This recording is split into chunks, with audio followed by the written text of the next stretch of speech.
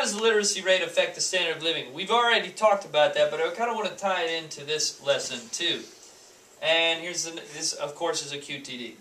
This is where your QTD starts for today. So the one that's above it is an old one, but it does tie into this one, okay? And the standards makers didn't tie it in.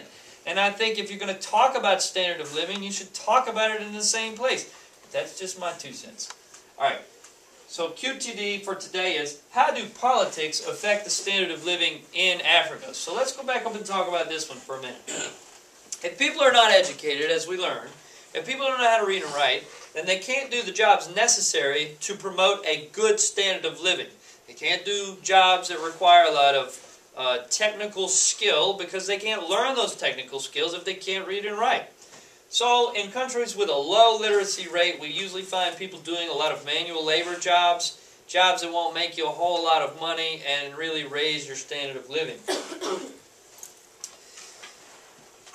Well, in Africa, there's this real problem of politics getting in the way of people's standard of living as well. In other words, if you are part of a political party, let's just say the Republicans and Democrats exist in some fictitious country in Africa.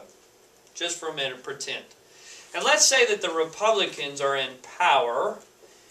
They have all of the seats in Congress. They have the office of the presidency. All of the Supreme Court justices are Republicans. Then that means everybody who's a Republican in the country and voted for them gets favors. In other words, they get to go to the best doctors. They get to go to the best schools. They get to do the best things in life. They get the best jobs. They get paid the best.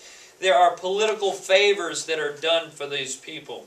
Then a revolution happens. And let's say the Democrats take over the government. And now the Democrats are in control. And guess what? Because the Republicans don't like the Democrats punish the Republicans for not being democratic, and they give all those favors to their friends who are the Democrats. And so the standard of living of the Republicans does what? All of a sudden, goes down. Well, in Africa, they don't have Republicans and Democrats, but they do have political parties. And people that are in power in politics reward their friends and people who think like they do. And so the people that are in power and the people that think like they do, their standard of living goes up, while everybody that voted against them, their standard of living goes down. This is foreign, really, to the American mind, because we have secret ballots. Nobody knows who voted for who, and nobody knows, or you're not supposed to. And if you don't want to tell anybody, it's your business. In Africa, it's different. People seem to know who voted for who. And people seem to know if you voted against them. And if you voted against them, guess what? Your standard of living in some places goes down rapidly. So that's how it affects the standard of living. So we have 2 things that really affect the standard of living in Africa. It's literacy rate, but it's also politics. There's something else that affects the standard of living in Africa. And it has to do with literacy rate. It has to do with if you're a boy or a girl. And this is the same in the Middle East as well. And this is weird to the American mind, because in the American way of thinking, boys and girls go to school together in the same classroom. They're taught by the same teacher, and they're taught the same things. Unless their parents choose to send them to an all-girls school or an all-boys school. In the public school system, as far as I know, we're basically mixed. We have mixed gender classrooms. I know we do at our school. In Africa, in some places in Africa, and in some places in the Middle East, especially out in the countryside. Now, in the cities, this is not always true, but in the countries, this is almost 100% true. Boys are treated, when it comes to education, boys are treated superior to girls.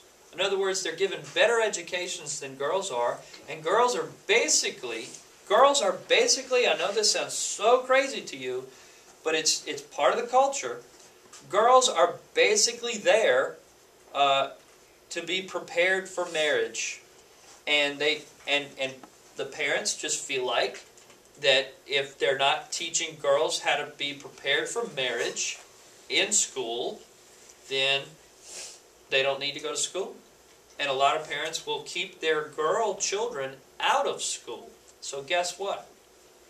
Does that affect the standard of living? I mean, does that affect the literacy rate?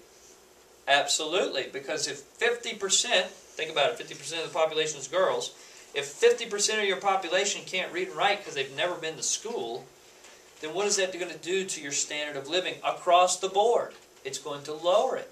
So in a lot of places, just due to, this is called gender inequality, just due to the fact that the genders are not equal, the literacy rate is low.